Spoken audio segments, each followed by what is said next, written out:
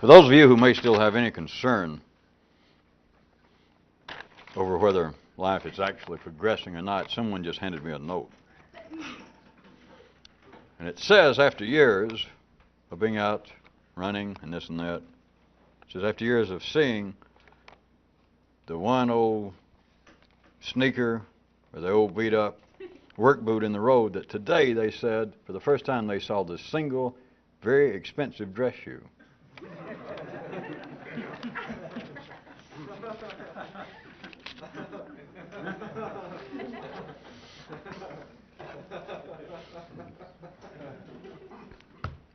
That is satisfying.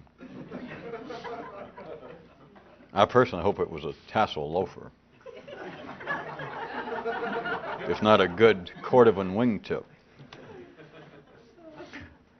How about some more, for a little bit, regarding the matter of costs, regarding the matter of being a potential independent, and other seditious stuff.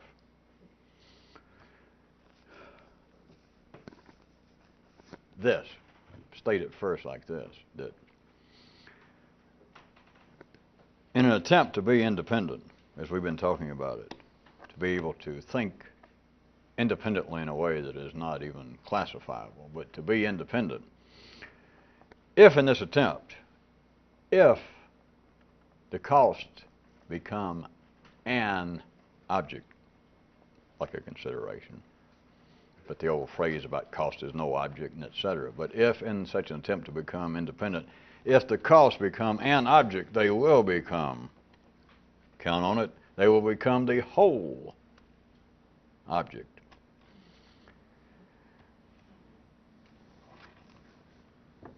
How about back to the example that if an ordinary person, as they would say, would claim to be, at least in their secondary, intellectual, full spectrum of a secondary life, everything within reason above the physical need for a healthy existence. But in this area, many people would say that they would be living differently. They would be pursuing different aims, different ideas, and etc., were it not for blah, blah, blah.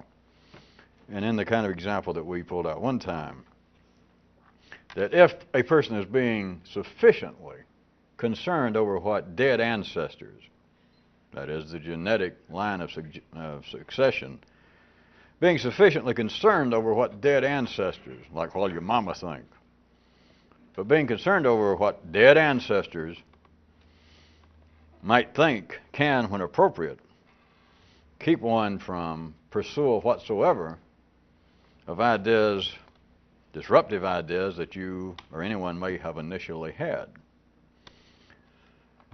According to the needs instantly of life at that time, it may tell the troops, it may tell soldiers, it may tell people the cost of ammunition, or it may not. Assuming that you recall what we point out, or gave that little myth about the king and the expense, the dear expense of extended warfare, and one of his ministers suggested, why don't we tell the ordinary foot soldier how much the ordinances cost? And after a moment of reflection, our wise old king realized, no, contraire. And from that view, as we were mentioning that night, an ordinary person could see that this had significance in everyday life, such as the ideas of sovereign immunity, and that if people such as soldiers, people who, all the way from physicians, attorneys, just almost everybody in our litigious society today, seems to be running a risk that whatever I do, even the attempt to help my fellow man, could cost me. And that certain areas of life seem to be, at least in the past, arranged in such a way that those involved with very specific, important occupations, undertakings such as medicine and the law and firemen and soldiers should be immune from having to be concerned over the cost. And if they are, why even tell them? But, as always, life does not simply operate on one basis, no matter how obtuse it may be or how surprising it may be that once we drag it up, because life And it can happen, as always, with the same people, the same group, the same individual, and it can happen at the same time. It's just according to whether you're looking with this eye or this eye. That life can be telling people, making them aware, reminding them of the cost of what they're about to do. Or it may be withholding. It may be, in a sense, blinding them, making them deaf to what the costs are, even if they at one time knew. Even if they knew the difference between different parts of their head. From life's view, from an overall view, the matter of whether one is made aware of the cost of change, the cost of ammo, or whether life is withholding an awareness or blanking one's memory as to a previously known awareness of the cost, can be seen as a most efficient approach. Because when it happens under the right conditions, an awareness of the cost can keep someone from actually shopping. You can be seen as a kind of profitable form of needed inaction and impotency when life needs it, without having to resort to hypnosis, paralysis, or death.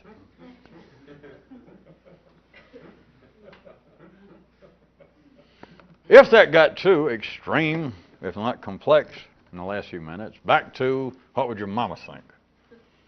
That yes, I would be dressing up like an Italian woman and driving a truck, or think up your own version, except what would my mama think if she were here? Which is a form of the needed stability, the kind of continuity that runs through the genetic line of progression. It's not your mama, it's not your father, it's not even your peers that you're worried about. An ordinary person it is, because they go no further than right here. It is the genetic line of succession. It is the genes that are concerned. And the concern is not, that is simply the crude version, not over what people will think of you. That's, of course, sufficient to keep you darn well in line in the slaughter queue, waiting to take your turn over the hill at that real interesting, fascinating place that you all have heard about. That is sufficient, but that is not as what's going on. It's the genes that are concerned, and they're not concerned over what somebody else thinks. They're concerned over the stability of growth, over the orderly continuity by which life expands through man. And at times when the expansion might be getting on risky ground, please note that back to the ordinary level, apparently people, quite intellectual, sophisticated, ordinary people can be rendered impotent, can be rendered immobile, operationally speaking, simply by what seems to be memory, fear of what even a dead ancestor might think. That's back to the example to remind you of all those who want to try and participate or take advantage, you recall, of that winning entry, that little galaxy who came up with a new form of sarcasm. By God, I can't believe that there was even a close second to that. So any of you who'd like to participate and avail yourself of that, then you can go back and laugh again and think, since I'm sure that none of you have been affected by such ordinary flows of energy. Back to our example of somebody saying, well, yes, I would quit my job as an accountant, and I would let my hair grow out, or I would cut it off or do whatever, and I would go and be a musician and travel all around the world and stay up late at night and probably take dope. Well, it'd break my mama's heart. Well, are you sure you should know about it? Does she live around here? Oh, she's dead. See? Go ahead, join in and go, ha, ha, ha. You see, because it's not that. That's only a cheap man's way out, to laugh at life, because that is kind of a safety valve for energy that is percolating and should have been turned off as far as you're concerned, is to laugh and go, ha, ha. But everybody does that. The Pope, presidents. Oh, I couldn't do that. What would my mother think? Are you sure she'd know? I mean, where does she live? She lived nearby? Oh, she died 20 years ago. So you can join right in and think, well, how ridiculous. How ridiculous to be influenced at all. As much as you may have loved your dear mother, and as much as she may have deserved it, I have no doubt. But the woman, being in the ground there for 20 years, is in terrible shape. Now, I don't think she is in any condition to wag a serious condemning finger at you. I mean, not if you're going to expect to see any flesh movement on it. And so you can go, well, that's true, but what's afoot? To what ends is life so arranged? Well, from the more manifold view, it is simply, as I tried to get you to consider, it is not you being concerned about your mother. If she was alive, you want to go back to that and say, well, I couldn't stand for her to know this. It'd break her heart if I quit my job. She washed dishes and sold Rolls Royces on the side to put me through accountant school. And if I stopped now and became a musician, because she hates music anyway, if I did that, it'd break her heart. It's not that.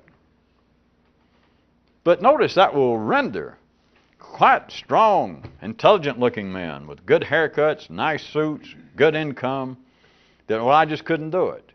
And they get a few drinks, and they will even cry and say, oh, I've squandered my life. Why didn't I do it? Well, why don't you do it now? Oh, I couldn't. And so take your choice somewhere in that spectrum, that what their mother would think. Of course, the good old one, if you don't like what your mother would think, those of you that didn't have a mother, and you know who you are, then it can be, well, I would have done it, but Jesus, now I've got a wife and 2.5 kids. And, I just can't up and leave them. And what reasonable person can they say that? How can you say, yeah, you really want to be a musician? You want to go out and have fun and hang around with girls that are drinking and are probably loose with their morals? You want to do stuff like that and be able to take dope and look weird?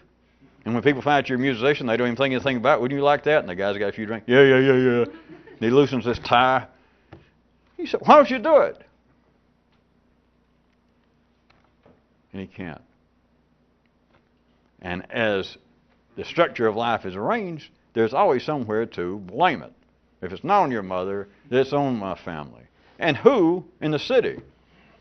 That you can laugh at that.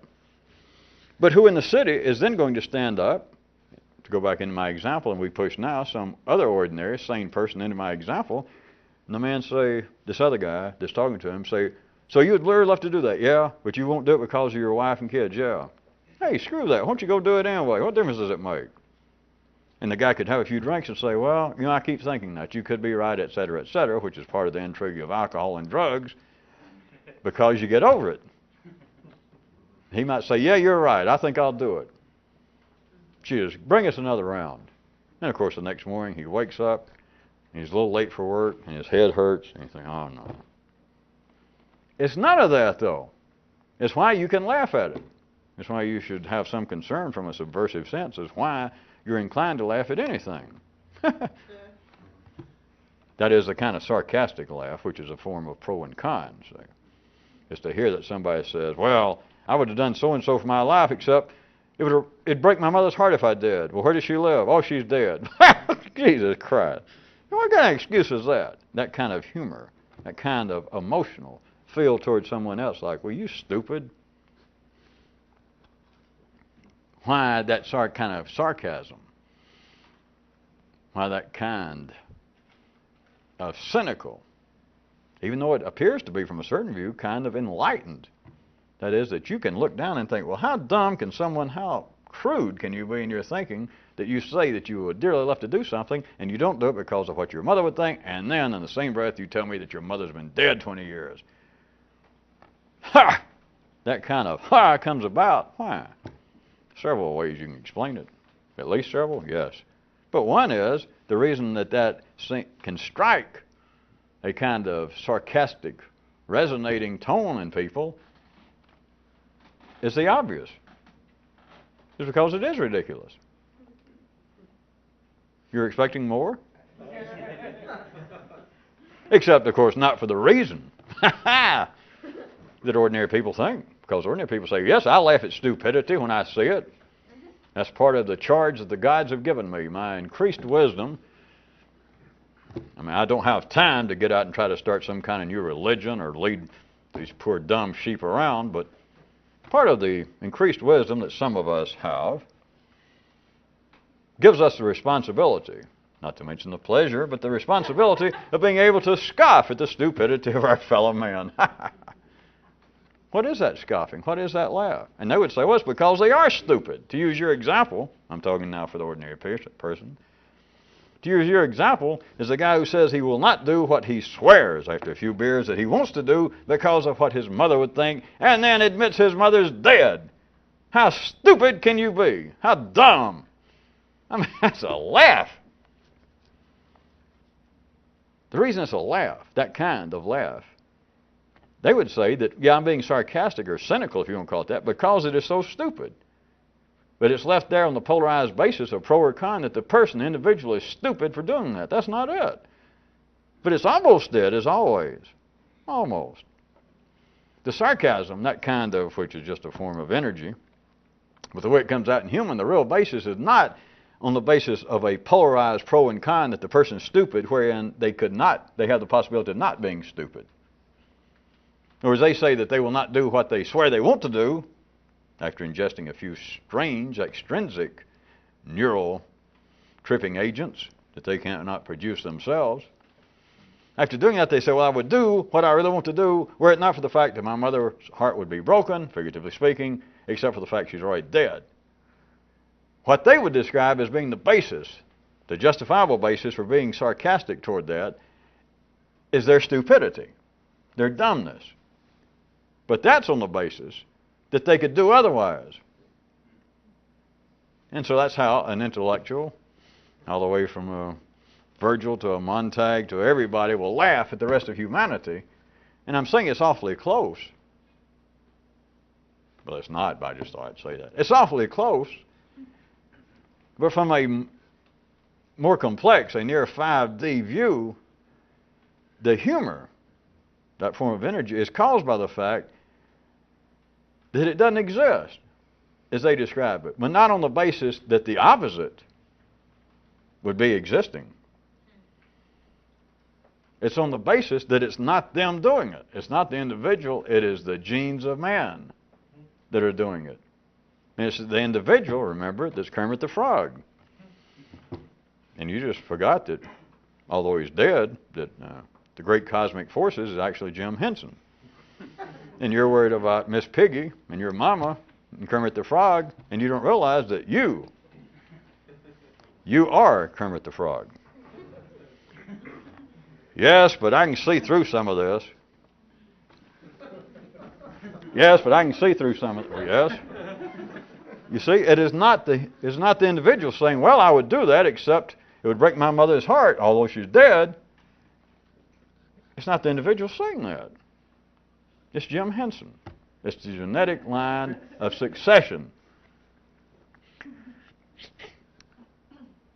But there is a most efficient move that I also want to stress one more time, that what this does under the right conditions is not to be condemned, because the stability of life requires the stability in everything, the kind of conservative nature of profitable corporations, of monarchies, of governments, of all human institutions, including man, requires a certain kind of continuity, stability, predictability, and at times it resembles and is accused by ordinary people as being almost immobile.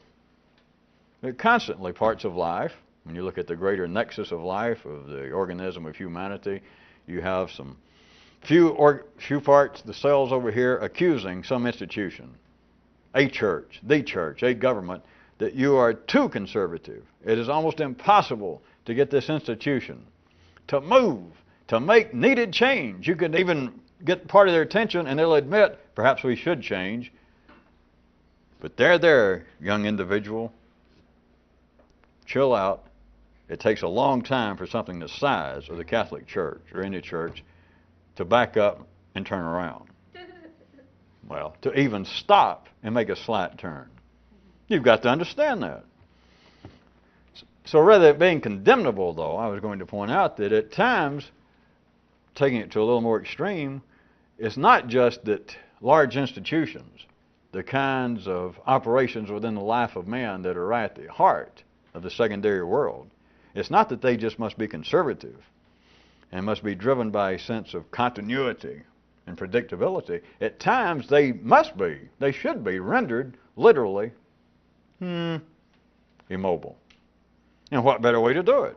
Because life does not have to come in and hypnotize individuals and say, look into my eyes. You will not become a cross-dresser and take up driving 18-wheelers. And it does not have to paralyze people. And it does not have to kill them, although eventually it does, but it does not at the time. If it just wants to render a person, a group of persons, immobile, to stop them where they are, you don't have to kill them. Although I admit that we're going to talk about efficiency. But if somewhere this side of it, what do you have to do?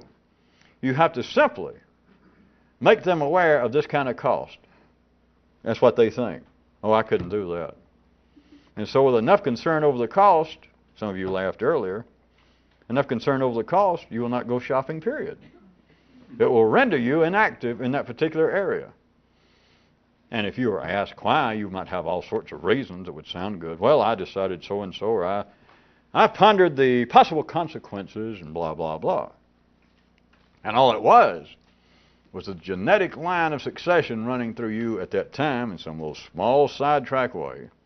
Over here off the main trunk line perhaps, but at least in you, it made you so aware of the cost. With such examples of what would my mother think if she were alive? Is that, well, in that particular way, if you had started out with some sorts of ideas or an idea that was the initial idea was potentially disruptive and radical, it will operationally stop it. You can still think about it, which is a form of energy churning, but it will stop you if life needs be, will stop you from doing anything. Don't need a straitjacket, does not need to paralyze you, does not need to suddenly put a policeman next to you.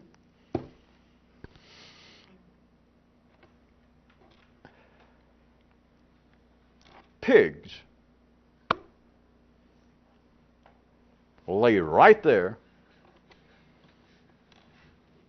amidst the yuck and the immodesty of clean sheets and not register nary a complaint once they have been told, once they accept the quoted high price of slop. What could be clearer than that?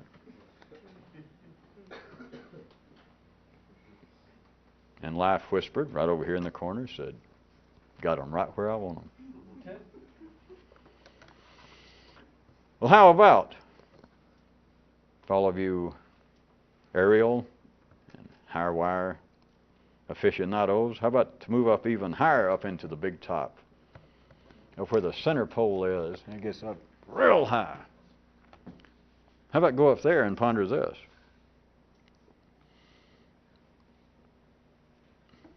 What might be the cost of life allowing some really radical change in men's intellectual state? What might be the cost? Just so that you don't think we change the subject too much. Would the potential cost, the expense to life presently of allowing men, for instance, to put it this way, to think of more than one thing at a time, would it be unjustifiably dear? When, on the other hand, generally speaking, that all that is ordinarily required is general pro and con mentation. All right. See, that's a pretense like, well, all right, I'll simplify that and straighten it right out. What if what we've been talking about tonight were not so? If that were not the apparent, those of you taking notes in pen instead of pencil, instead of apparent, you may put obvious. But noted the apparent necessity of how life is arranged cost-wise and how it, with the general enlistees and troops, as the instant case may arise, the need either makes them aware of the expense of ammo so that they will not fire off unnecessary disruptive shots, thoughts, or otherwise. But what if all that were not the case and we could pretend that life was looser, that the third dimension was closer to the fifth dimension so that there was room to move around rather than just forward, backwards, sideways. Forward, backward. Up, down. Chocolate. All right. What if it was looser? And what if life could do otherwise than we have been speaking? The question was, what might be the expense to life if it presently allowed radical change, that is, quick change, outside the pro and con, outside the regular dance between chocolate and vanilla, between yes and no, right and wrong. If it in some way allowed an expansion of the polarized energy that runs through and supports human life, specifically the secondary world, if it allowed new energy in, not just new versions of the present pro and con, positive or negative, but actually a new form of energy, what would be the potential cost, the expense to life right now when regular polarized energy thought is right now, may I say, more than sufficient?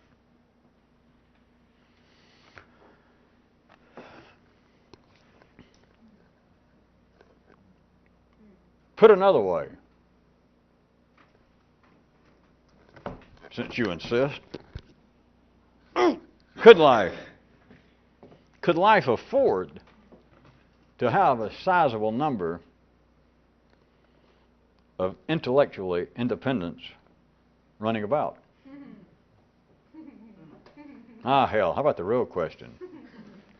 Could you afford it?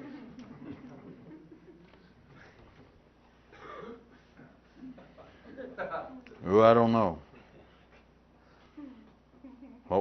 Here we go. What would my mama think? What would my daddy think? What would my family think? What would my religion think? What would my state think? What would my city think? What would my race think? What would my nationality think? What would people with the same hair color as me think? What would other bald-headed people think? What would all that stuff that just the shadows, at home that I see flick past the doorway, who are those people are? What would they think? What would the queue line, the abattoir queue, what would those poor people, those wonderful people, my peers, my superiors, and all the unnamed, which now they're getting down to the genetic line of succession, God, what would be the cost to me? And of course I'm being dramatic, if not silly, because an ordinary person can't do that, but if they did do that, they would get to the end, even if they could narrow it down through their own thinking, to where they tried to ignore, or said they could ignore. Well, you're right. It's not that I am kept from some sort of change, some kind of radical shift in the way I think, and hence they would assume in my behavior subsequently. But at least it's not a radical shift in here being held back because you're right. It's not because of what my mother would think or my father would think or my religion. You're right. I got to fess up. It's not that. If an ordinary person can go that far, and I say, all right, you fessed up to that, what is the reason? Those of you that's really keeping track, you know that now we're back to the question, what are you going to say next? Ah, hell, I thought you'd forgotten that. No, I wrote it down somewhere. In other words, you're back to this, which an ordinary person cannot do, but some of you are not quite ordinary, I don't think. So if they could get past all of the ordinary responses, all of the pro and con, all of the polarized possible reactions to the question, all right, why, if you discount everything else, if you discount what your peers think, what society thinks, why is it you cannot make some sort of radical change? And if they could discount it, you realize they'd be to the point of saying, That is nothing. Because they would be to the point that their intellect had merged back. They'd gotten to the point where it was a kind of merging, a splitting of the main line between the genetic line of succession and their little place. They would be non-verbally brought to a point of, what shall we call it? Since we're not run-of-the-mill, would be mystics or something. What will you call it? A moment of great, how about interest, surprise, the glorious fib. You mean I've lived that for 50 years? Oh, I didn't know you were 50. Or just 48. Okay, well, it's 48 years, you meant to say. You do see the point.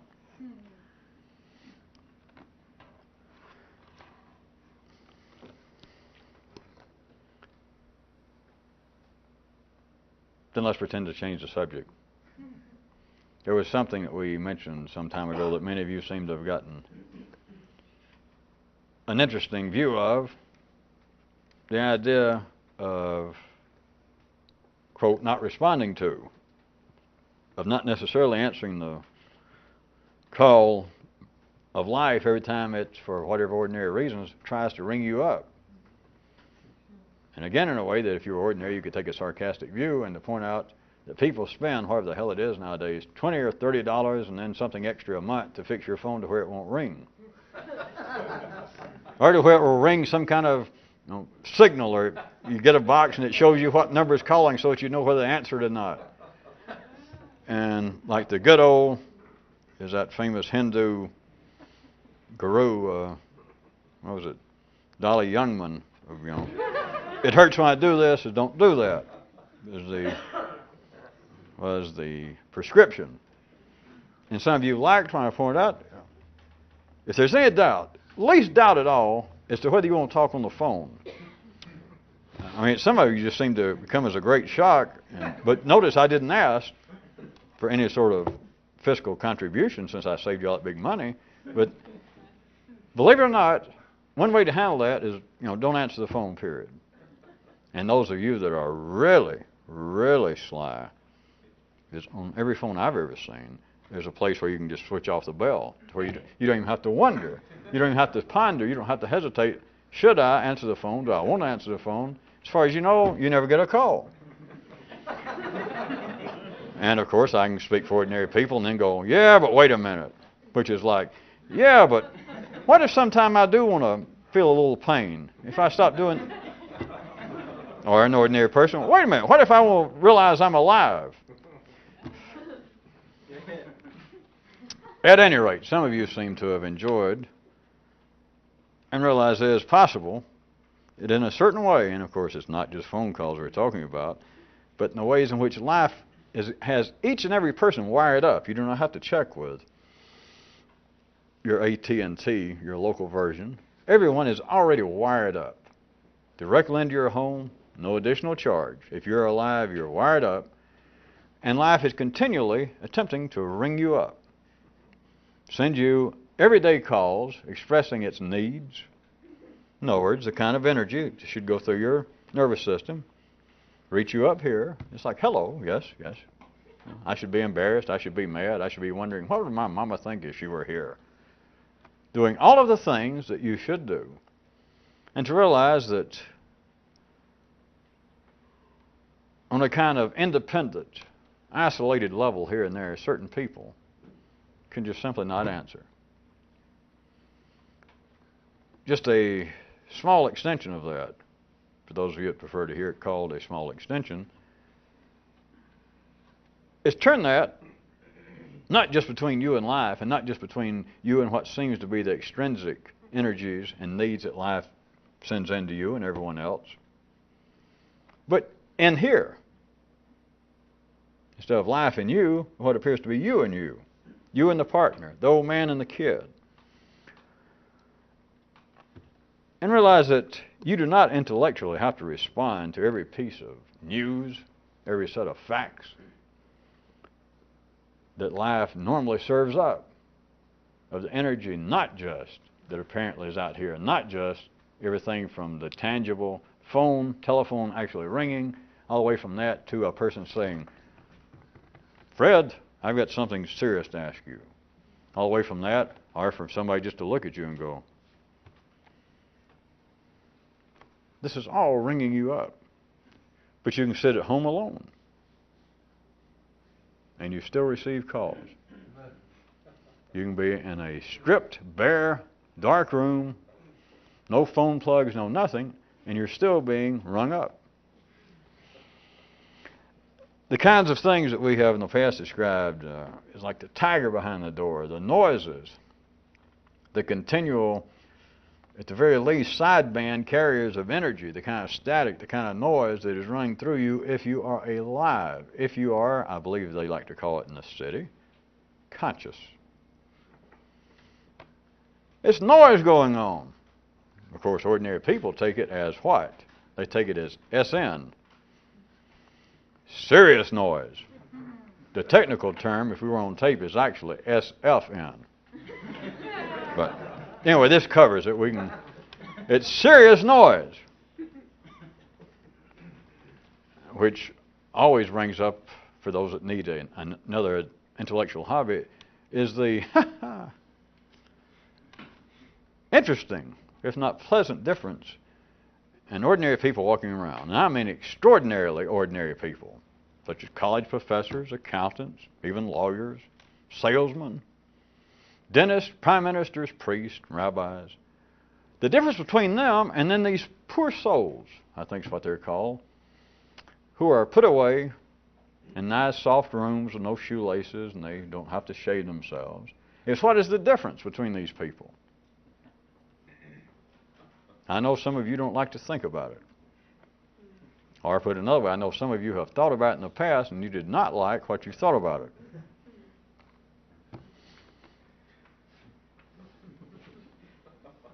It is the difference, in a sense, getting pretty sketchy out here, I know, at the peripheral of even your consideration. But it becomes a matter of how serious they take the serious noise. Because you're supposed to take the noise serious, but there are many people out in the world. And one of the two camps I just limbed for you that say, wait a minute, this noise isn't serious. And then they begin to go into certain descriptions that upset the other group. They say, they don't put it this way normally, but they're saying, I keep getting these phone calls. I keep hearing this noise. I got this partner that talks to me. And they go, yeah. And they say, it's the damnedest calls. I don't think it's coming from any area code that I'm familiar with. And suddenly, an ordinary person goes, what? And this other person says, I think I'm getting phone calls. But now you understand. The person, they can't put it this way, but they're saying, wait a minute. We all got these phone receivers. I didn't ask for this. But I'm apparently getting calls from Mars, from my dead mother. And this other person, in the other camp, goes, let me out of here. In both cases, though, it is serious noise. And from a more subversive view, outside the city, there is no difference.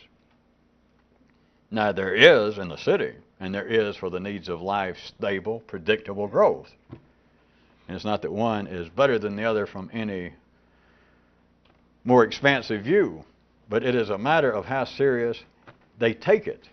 And the group that's in command, the majority of people are sane. We're running out of time, so we'll make it real simple. The sane people, they're the ones that do not get phone calls here from Mars or from dead people.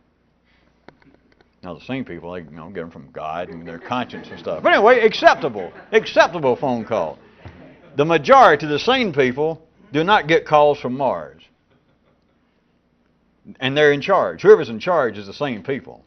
So don't wait for an explanation about sanity. You don't have to go read a book on psychiatry. Whoever is in the majority, wherever you live at whatever time, they're sane. And those that are not are insane. I mean, it's that simple. There's no other way out. And so it's their attitude towards sanity. Towards seriousness, because then the minority that are getting phone calls from Mars, they also take it seriously. Because there is no such thing operationally. But if you had another classification, that is, people who are getting phone calls from Mars and they don't take it seriously, then they would not be adjudicated insane. You understand? But ordinary people have got to take the phone calls. No matter how ridiculous the majority may say your calls are. They both must take them seriously. The same people are very serious about what? Their sanity. The Presbyterians get good Presbyterian calls. Muslims get, yes, Islamic calls. Hindus get what? Hindu calls, etc. And they are serious. And they look upon the minority wherever they are. If we were in certain areas of the subcontinent, perhaps, the Hindus look upon the minority Muslims there, that they say, we do not get calls from any of these Hindu gods. We get calls from Allah, and Allah said so-and-so. Well, the Hindus, being the majority in the area I'm making up, they do not have to hear anymore. They know the people are insane. That is, you're getting calls from false gods. You're getting calls, you're just nuts. You're wrong. But it would be all right, me stretching reality if you caught this for a minute, if the minority said, well, we're getting calls that conflict with yours. And the majority says, are you, what? Repeat that.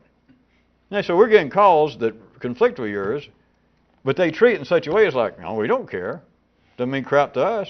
And if the majority gave a look like, we don't like that, they went, hey, if you don't like it, I don't care. Forget it. I won't. They call me. I didn't ask them to call. Nobody would care. That does not operationally occur. Well, to tell you the truth, sometimes it occurs, but it's not noticed because it's beyond the realm of polarized sight.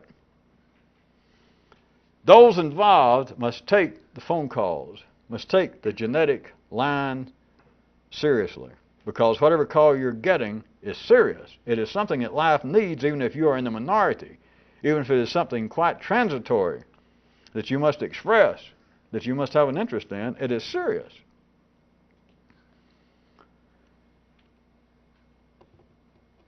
Individually, a few people I was going to point out, though. It is possible simply not to answer, not to stop this. That's ridiculous. Well, it's a hobby, which of course is the basis, if you hadn't figured out, much of the historic and right up until contemporary times of all kinds of would-be metaphysical or spiritual methods like meditation, etc. And of course many drugs give the ephemeral feel of in some way you have stopped the ordinary phone calls. You cannot stop them. The only way to stop them is suicide. The only way to stop them, if not in the fully physical, somatic sense of killing yourself, would be to kill this. With enough drugs, or to beat yourself over the head, or put the screwdriver, and you got to cut this off.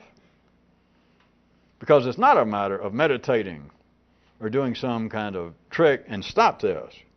In a sense, life has a group of people, always has on that kind of side road, like, of course, it's always in a pejorative, it's always in a judgmental sense, as they say, we would be in better shape, either spiritually, intellectually, or some way, all the way from Zen Buddhists to Christian mystics to ordinary humanistic people attempting to follow some guru's philosophy of meditation, that, wait a minute, the kind of things that my mind wonders, the kind of disturbances with the little ripples, if not the dangerous waves on the pond of my mind, if I could just still it. And they're saying if I could disconnect the phone. And they cannot. Not without killing themselves. And so what they apparently do, when they speak favorably of what happened, is they have simply, apparently, changed the line to where they're getting now some calls from a place they never got. But they're still getting calls and they've got no control over it.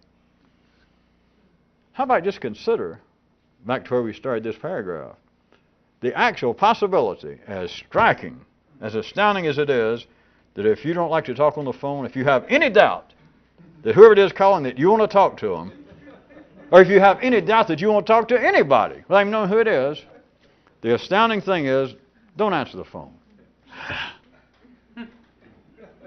The phone's still ringing. But my God, just don't answer it.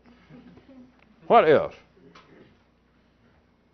You're not fooling around with circular attempts, well, I'll stop this, which is not possible. I'll replace it. I'll convert to a religion. I'll become more passionate about my religion. I will meditate upon the idea of a still pond, and I'll be my mind instead of this wavy pond. That is, I'll have a phone that instead of going ring, goes zing. How about just don't answer? Ciao.